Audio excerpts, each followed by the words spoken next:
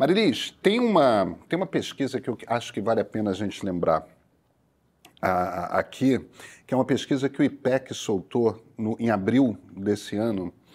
O IPEC é um antigo Ibope, né? Eles descobriram o seguinte, tentando mapear um pouco ideologicamente os brasileiros, como que as pessoas se declaram. Tá? Quando você pergunta para as pessoas, olha, como é que você se coloca no espectro político? 26% dos brasileiros se disseram de esquerda, 35% se disseram de direita e 37% se disseram de centro. Isso não quer dizer que as pessoas sejam isso, isso quer dizer que quando você pergunta de bate-pronto, é isso que as pessoas respondem. Como elas se identificam? Como é que elas se identificam? Eu concordo com a Flávia que o melhor candidato para o PT, na ausência do Lula, o melhor candidato para o PT, se você quer conversar com o centro, é Fernando Haddad. O Haddad é metralhado pelo alto comando do PT desde que assumiu. Entendeu? Com a Gleisi na linha de frente. Com a Gleisi na linha de frente, né? Então tem um pouco aí de... Se toca e olha para o que o Brasil é, não tem não? Eu acho que na verdade né? Eu acho que é mais do que autossabotagem, acho que é muita vaidade. Eu acho que a Gleisi nunca aceitou não fazer parte do ministério. Eu concordo com a Flávia que o Lula acabou enfatizando muito a importância dela continuar na liderança do partido, que era para manter todas as convicções do discurso de esquerda e tal, mas eu acho que ela não digeriu isso jamais. Então, ela ficou ali num embate sem fim com o Haddad, o que só acaba prejudicando. Eu acho que 2026 vai ser muito difícil para a esquerda com esses nomes.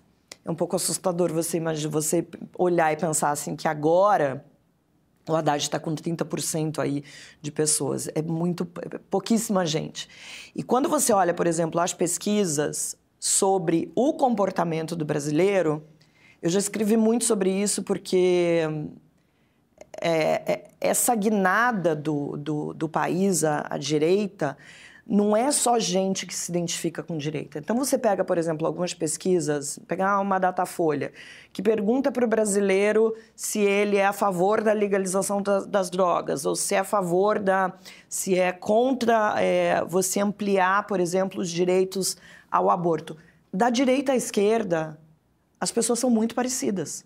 Você tem, por exemplo, logo depois da eleição, em 2022... Essa pergunta, por exemplo, sobre as drogas foi feita aos eleitores do Bolsonaro. Eu não tenho os números redondos, mas era assim, 85% dos eleitores do Bolsonaro são contra a legalização das drogas. O Lula é 80%, 75%. No aborto, esses extremos eles se aproximam mais ainda. Ou seja, a gente está diante de um eleitor, de um cidadão mais conservador. Então, quando você olha para isso... Mesmo que vota no Lula, né? Mesmo que vote no Lula. Até porque são questões que nessas eleições não são tratadas. Não é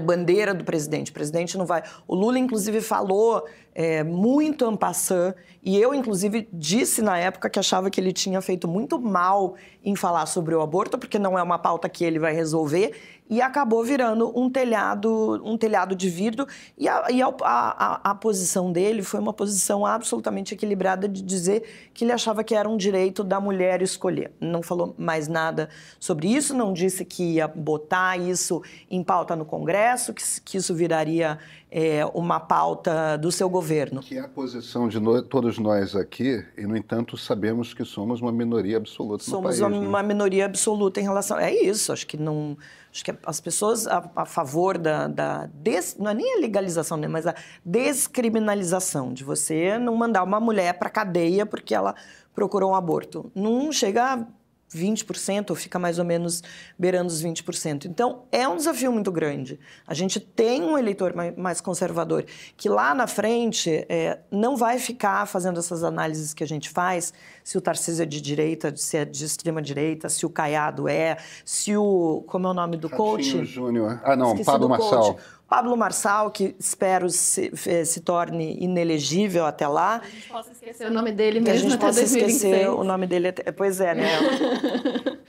Eu acho que vai ser um desafio muito, muito, muito difícil para a esquerda em 2026. E por isso dessa urgência, não só da gente estar falando aqui, discutindo 2026, mas é uma necessidade do PT, dos partidos de esquerda, olharem e pararem de colocar o Lula num pedestal como se Lula fosse viver para sempre. Talvez Lula viva ainda até os 100 anos, mas não necessariamente ele vai estar à frente na política nacional e na política da esquerda brasileira.